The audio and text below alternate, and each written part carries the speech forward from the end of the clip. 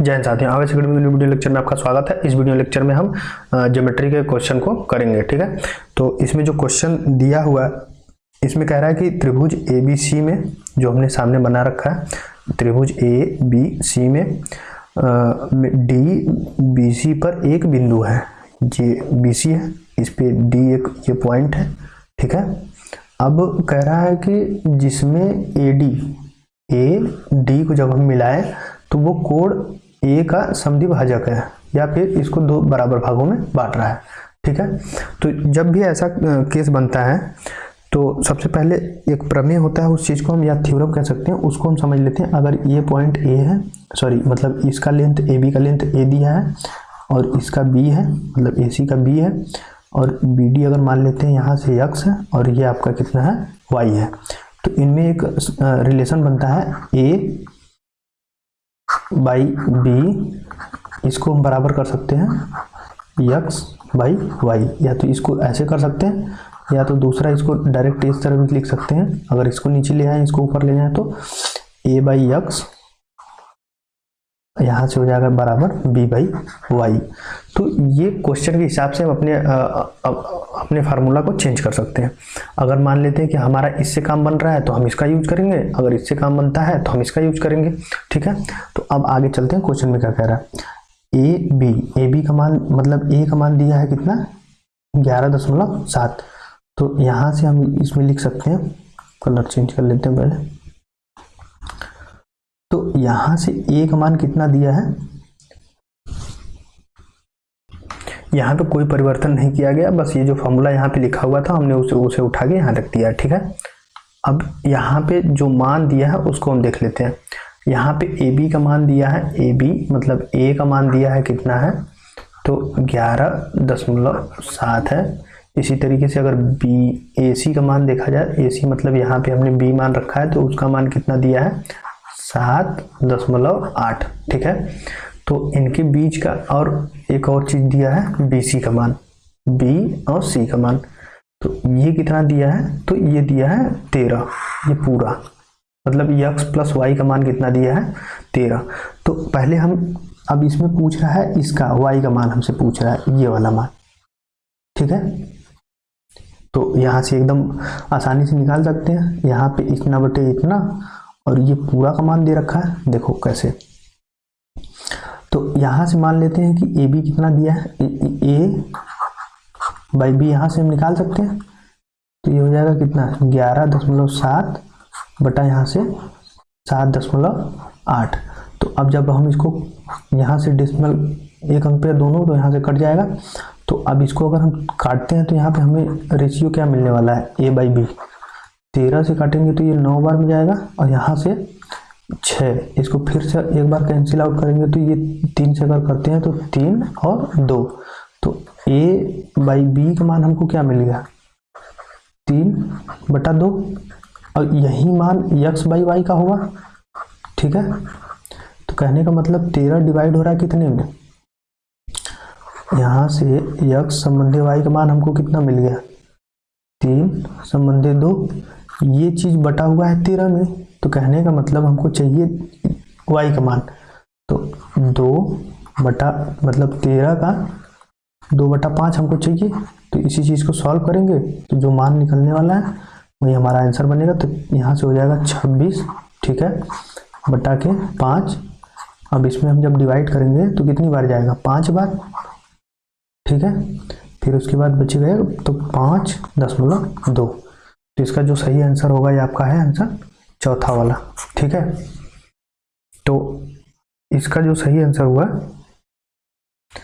ये आपका चौथा हुआ। ये चीज कैसे होगा, तो ये डायरेक्टली होता है, जैसे जब भी या तो इसको अलग अलग मान के निकाल सकते हो कि 3x या फिर 3a + 2a = 13, तो फिर 5 निकालते, यहाँ से a का मान निकालते, फिर उसके बाद उसी पे यहाँ पे पुट करते तो वही मान निकालते। या फिर डायरेक्टली जब भी ऐसा कोई रेशियो दिया हो और उसका मान दे रखा हो पूरे का, तो हमें जिसका मान चाहिए वो ऊपर और 2 इसका जोड़ बटा के उसको डिनोमिनेटर में करते हैं और उसमें जो टोटल मान होता है उसमें हम गुणा कर देते हैं, तो हमारा मान निकल जाता है यहाँ से। ठीक है, तो इसका जो सही आंसर होगा ये होगा आपका चौथा ऑप्शन। अब अगले क्वेश्चन पे चलते हैं। अगले क्वेश्चन में अब ये थ्योरम है उसको समझ लेते हैं, फिर उसके बाद क्वेश्चन समझाते हैं। ठीक है, मान लेते हैं कि हमारे पास कोई डायग्राम है, हमारे पास एक कोई सर्कल है।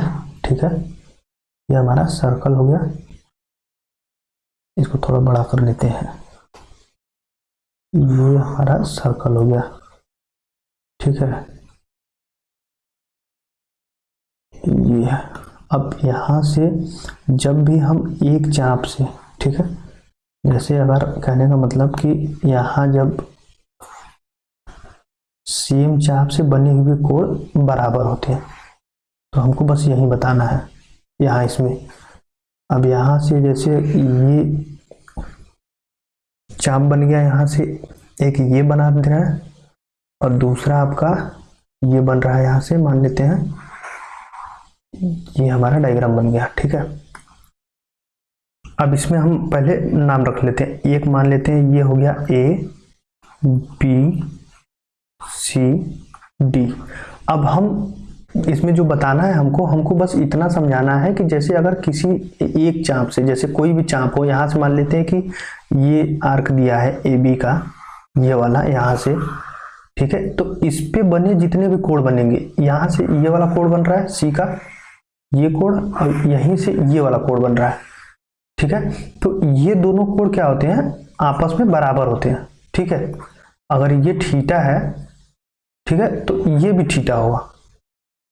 तो इसको अब इसमें इस क्वेश्चन में यही कह रहा है कि दिया है कोण के एल एन, पूछ रहा है कोण के एम एन, तो इसका मान पूछ रहा है और इसका दिया है, और ये देखा जाए तो चाप दोनों का सेम है, तो जब दोनों का चाप सेम है तो यहाँ से ये जो कोण जितना होगा उतना ये होगा, तो इसका ऑप्शन क्या सही होना चाहिए, पहला ऑप्शन। ठीक है, अब अगले क्वेश्चन पे चलते हैं। अगले क्वेश्चन में क्या कह रहा है, इसमें भी एक बेसिक सा कॉन्सेप्ट है, जैसे कि अगर हमारे पास कोई सर्कल है, मान लेते हैं कि हमारे पास ये सर्कल है। ठीक है, ये इसका केंद्र है। अब इस केंद्र पे जो कोण बनता है, जैसे मान लेते हैं कि अगर यहाँ पे 2 थीटा बना है, तो सेम अगर यहीं परिधि पे इसी चाप से बने, सेम चाप से, तो ये वाला जो कोण होता है वो थीटा होता है। ठीक है, तो यहाँ से जो ये 132 बना है, तो ये वाला कोण क्यू कितना हो जाएगा, इसका आधा, 132 का आधा हो जाएगा। ठीक है, तो यहाँ से इसका जब हम आधा करेंगे तो ये 6 बार जाएगा, और फिर यहाँ से जाएगा 6 बार, तो ये कोण कितना हो जाएगा, 66। तो एक तो तरीका, अब यहाँ से हमको कोण इसमें से, यहाँ से कोण सी बी पी चाहिए, सी बी पी, ये वाला कोण चाहिए, तो ये थीटा जितना ये वाला कोण होता है वही सेम कोण ये होता है, तो यहाँ से ये कितना हो जाएगा, 66 हो जाएगा। लेकिन ये आता कैसे, अगर मान लेते हैं कि हमको चक्रीय चतुर्भुज में जो समूह कोणों का योग होता है वो 180 होता है, तो अगर इसको प्रूव करना भी चाहें तो ये कोण अगर 66 है, तो यहाँ से 180 में से इसको 180 में से इसको माइनस करेंगे 66 का, तो जब 66 माइनस करेंगे तो ये वाला कोण निकल जाएगा। ठीक, फिर वही कोण, अब ये एक ही रेखा पे बने कोण है, ऋजु कोण है, तो यहाँ से इस कोण को भी अगर निकालेंगे तो फिर जो कोण निकाले हैं 180 में से फिर उसको माइनस करेंगे, तो एक ही प्रोसेस 2 बार करेंगे तो कैंसिल आउट होकर ये जो थीटा यहाँ पे मिलता है, यही सेम चीज यहाँ मिल जाता है।